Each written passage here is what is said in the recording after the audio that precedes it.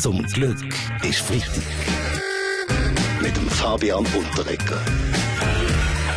So, zweiter Teil unserer Runde. Unterdessen alle eingetroffen im Studio, der Roger Köppel im Pyjama. Ja, guten Morgen. Gut, ich kann verschlafen. Um was geht's? Wir haben gestern unser grosses Weltwochenfest mit allen Abonnenten gehabt. Und ich muss sagen, mein Leser ist noch ein Glatter.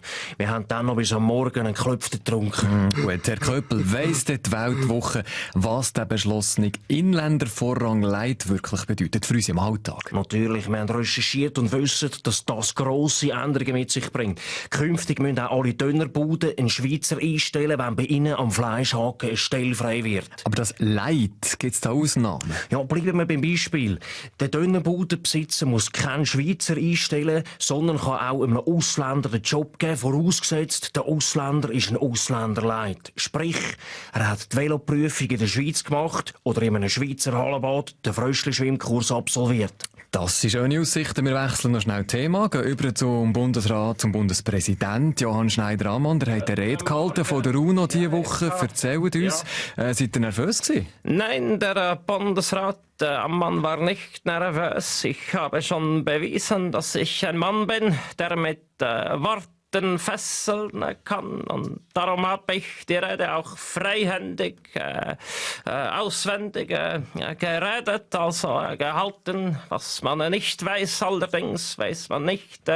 Ich hatte schon als Kind in den Ferien in der Migros die Warenhausdurchsagen gemacht. Ja.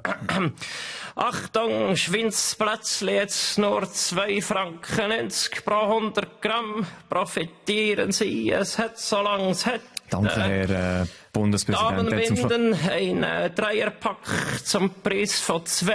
Wenn's läuft, der läuft's. Gut, wir wechseln Thema an dieser Stelle, gehen noch schnell zum anderen Grossen, wo interessiert hat die Woche. Brangelina, der Brad Pitt und Angelina Jolie haben sich getrennt. Ja, hallo, ja, ich weiss der Baschi, ja, wie gesagt. Ja, Baschi, du hast als Prominenter ja erlebt, wie das ist, wenn die ganze Welt Zeuge wird von einer Trennung damals mit der Katja. Ja, das ist sicher nicht einfach gewesen, ja, wie gesagt, aber wir haben wenigstens keine Kinder gehabt, oder? Ausser vielleicht das Aquarium mit diesen 10 Goldfischen, oder? Ja, was? Ja. Wie hat er das gelöst? Jeder je 5 Goldfische? Nein, ich habe alle genommen, weil das Einzige, wo ich auch ohne Katja kochen konnte, sind Fischstäbli, oder? Und zum Schluss noch etwas Ernstes, was uns alle angeht. Laut dem neuesten Global Wealth Report sind die Schweizer die reichsten auf der Welt. Im Schnitt hat jeder Schweizer ein Vermögen von umgerechnet 170'000 €. Was 170'000 € Vermögen machst du Schweiz, oder? Das ist ja mehr ein Armutsrabatt, oder? Ja, Roger Federer, das sehen einige sicher anders. SP-Parteipräsident Christian Löwra. 170.000 Vermögen Euro, das ist doch zu wenig. Die SP fordert deshalb ein bedingungsloses Grundvermögen von 1 Million Franken pro jede Person. 1 Million bedingungsloses Grundvermögen. Woher bitte soll dir das Geld kommen? Hälfte von der Blocher, andere Hälfte von der Schweizer Banken. Die haben wieder viel zu viel Geld oder Nationalbank. Einverstanden, da Bundespräsident Schneider-Ammann. Herr Motti, bitte an Kasse 3. Herr Motti, an Kasse 3. Zum Glück ist Freitag.